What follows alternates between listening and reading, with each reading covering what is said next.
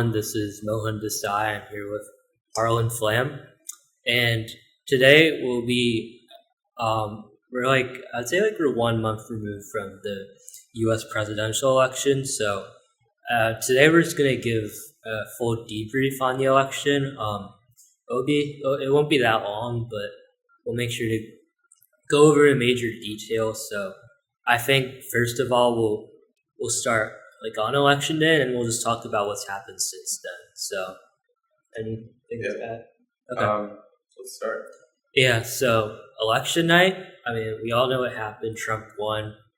He won I think 300 something electoral votes. Kamala Harris got 220 something.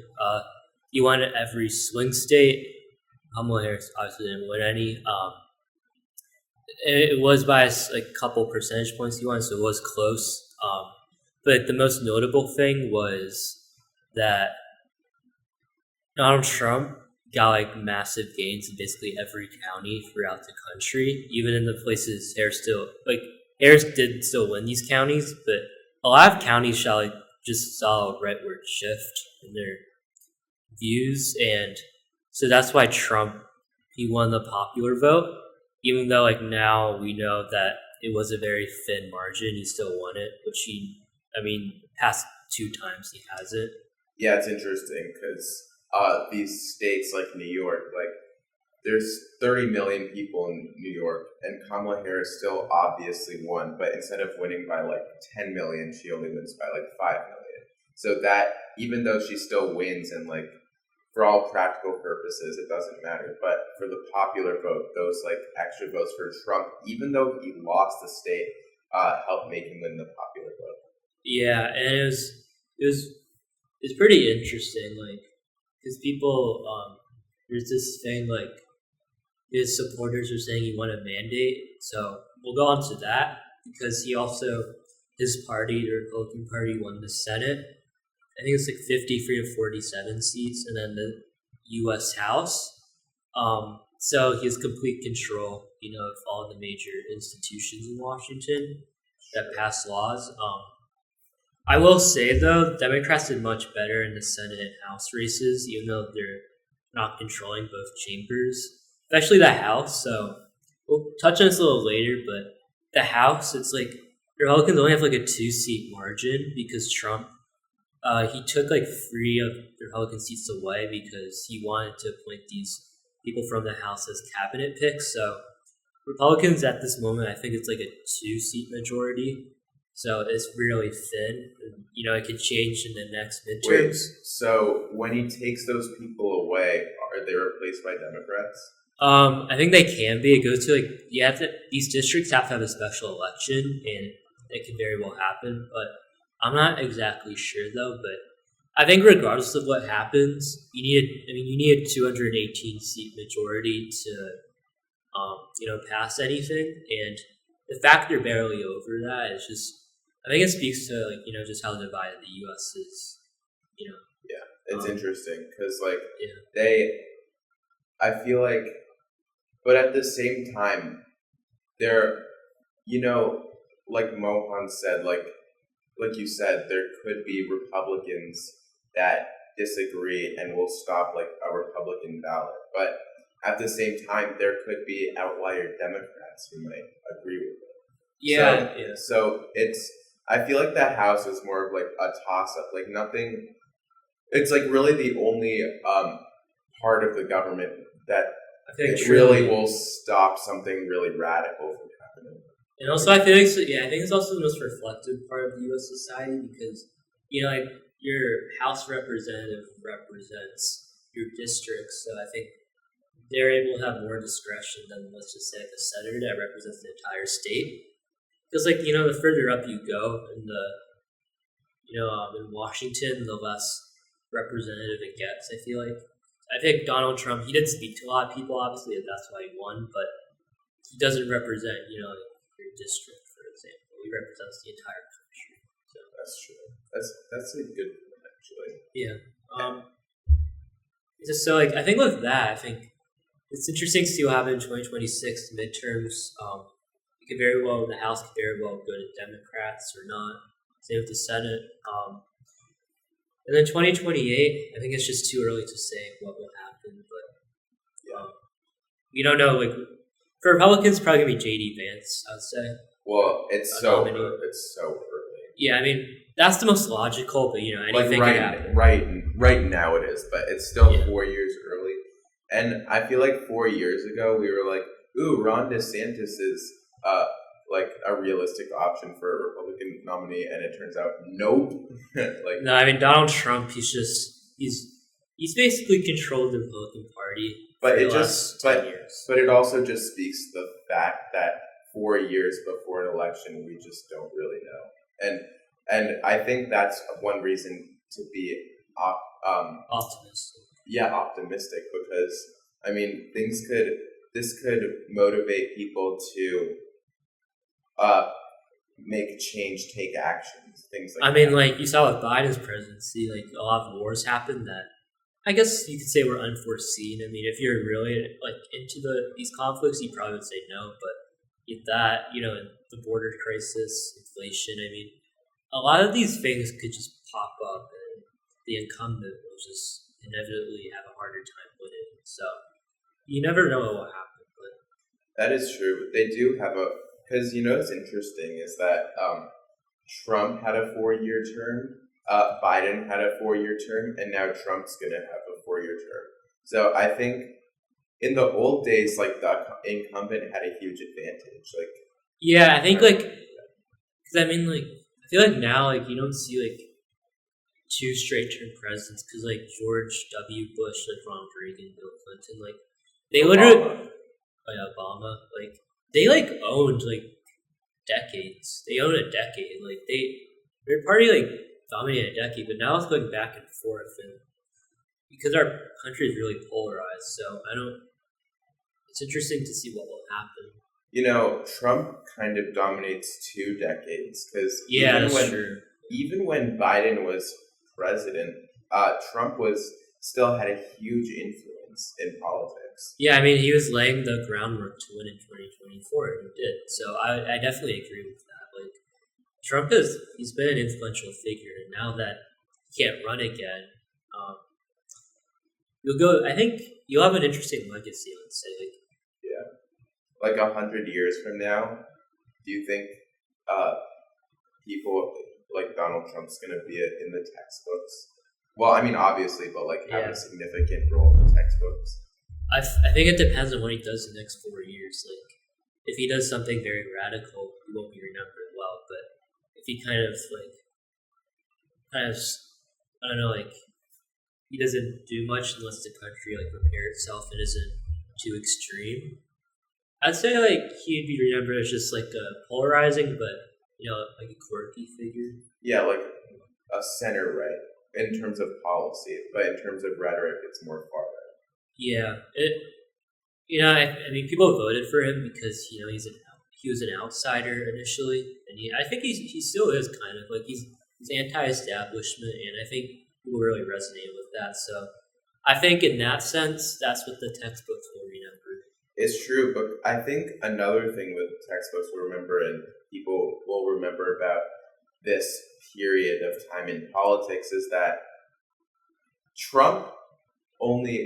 if Trump ran as a Democrat, he would not have been able to win, because I feel like the thing about the Democratic Party is it's more about having like the connections and stuff. Like Bernie Sanders, both in 2016 and 2020, he sort of had more popular support, but the Democratic Party machine kind of rigged it for Hillary and Biden. But I feel like and then as a result, you got Hillary Clinton, who was less capable of winning the general election, and as opposed to the Republican Party, where having a primary election sees what candidates actually resonate with the voters. And I feel like if you have a real primary election, it gives you an advantage with the general election, because you kind of are able to test out who is really effective in getting votes. Yeah, I think you can't rig the general election. Yeah, it is what it is. So I think in that sense, the Democrats, I mean, they'll have a primary, obviously, this time. Like, they didn't have one, last election. And I think that'll definitely work in their favor. So it'll give them a better shot. Do you think it's gonna be fair? The primary, I think they'll realize they have to make it fair. Like they can't be the machine party anymore. I mean, that's what I think because then otherwise, there's no way for them to come back. I feel like yeah, because I feel like if they want to win, they're gonna realize like we can't be a machine anymore. And I think they're trying to realize that with like their what people call woke culture, stuff like that. I think, and then like the bread and butter issues like immigration and the economy.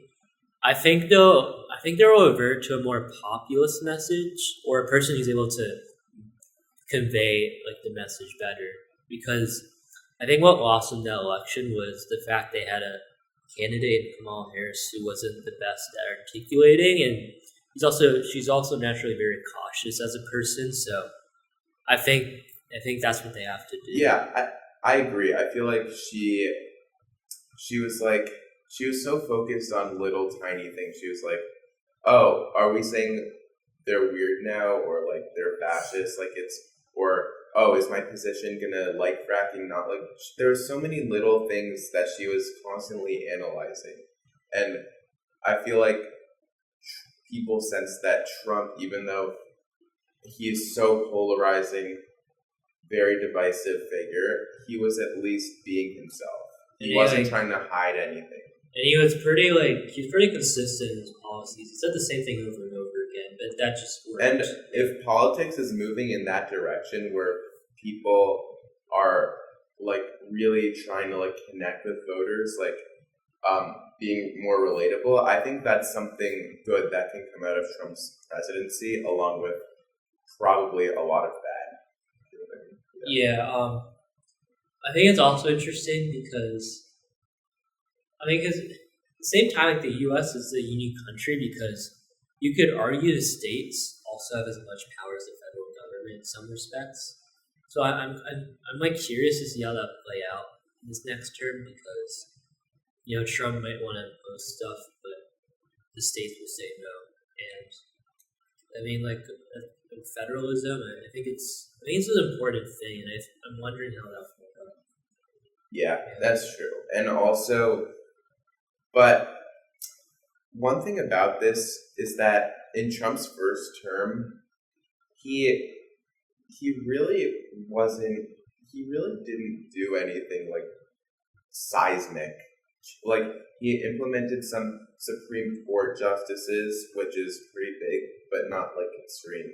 He gave the tax breaks. Yeah, he did the tax breaks to he did tariffs, things like that. But a lot of that isn't something you're gonna immediately see in your everyday life. So I wonder if he's gonna be able to do something like more transformative in this term. Yeah, I think that's what a lot of people are wondering as well. I think that will happen, and I think people will see the effects of it, and then they'll determine what they think of it. Because I think a lot of people voted for him as well. But going back to your point, because his first term, it was filled with rhetoric and chaos in his administration. But under all of that, his policies were, people said like his economy, they felt they did well, and so that's why they voted for him. And they thought his policies were like good and solid. So I wonder if people like might regret voting for him, or they won't because they want transformative change. And I think that another question about Trump is he a con artist, or does he actually believe in what he's saying? Because he's kind of wishy-washy with his positions, and he's like a billionaire who's blaming economic hardship on like immigrants instead of billionaires like him who are not contributing, like distributing their wealth like with society. And like there's so many contradictions there, and people are just wondering like how genuine is Trump, even though he's really good at acting genuine. And I think an answer to that question came after he got after he got shot, and like he got up and was like the fist pump thing.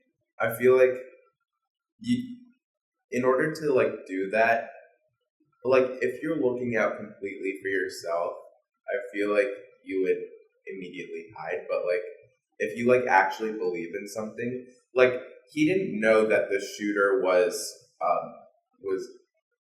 dead at that point or not. Like he could have been shot again.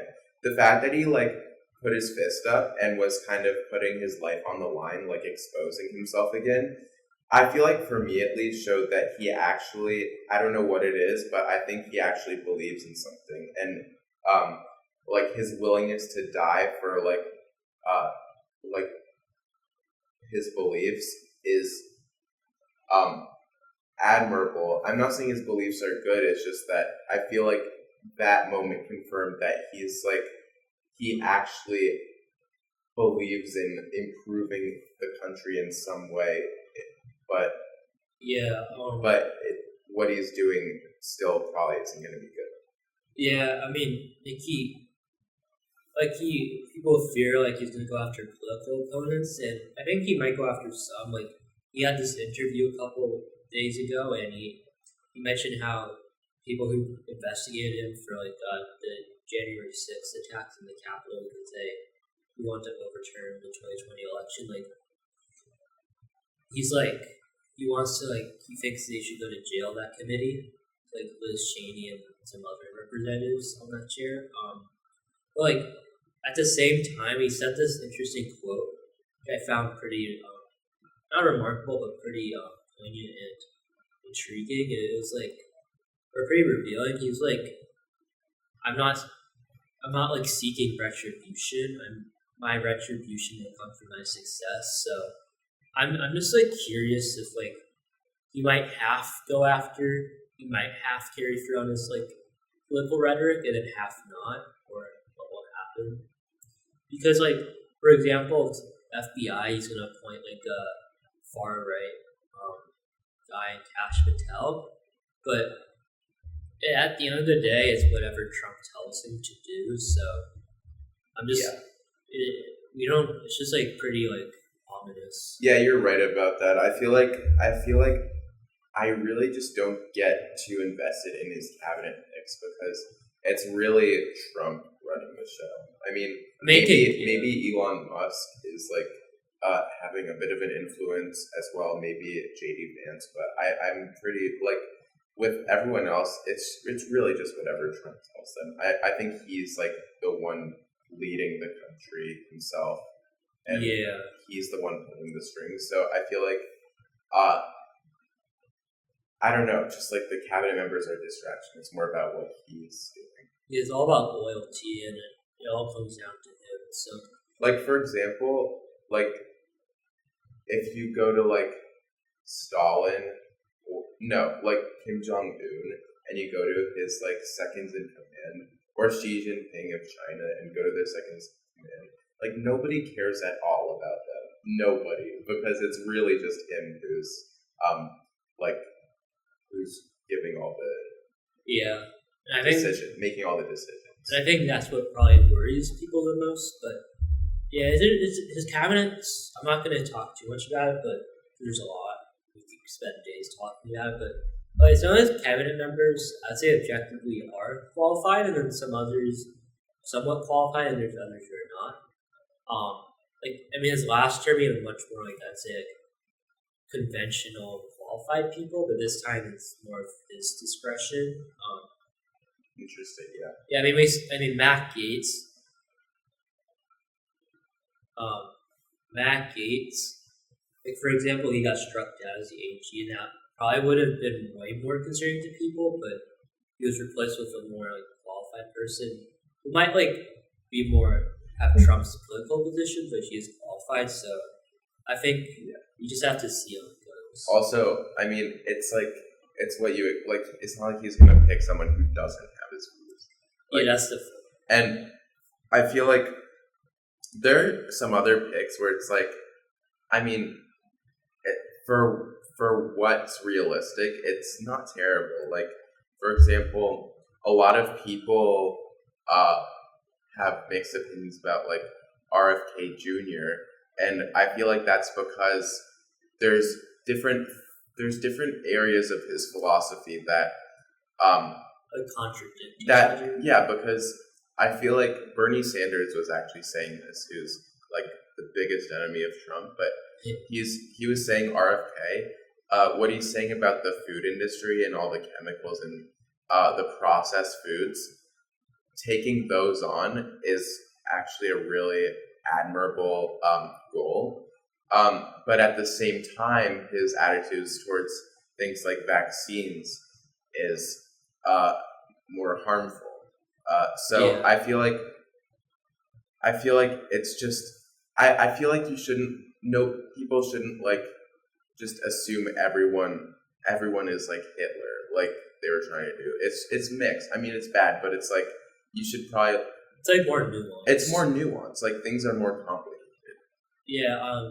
He also like nominated it was like a labor secretary. It was like pro union, which is quite unusual for a Republican to do.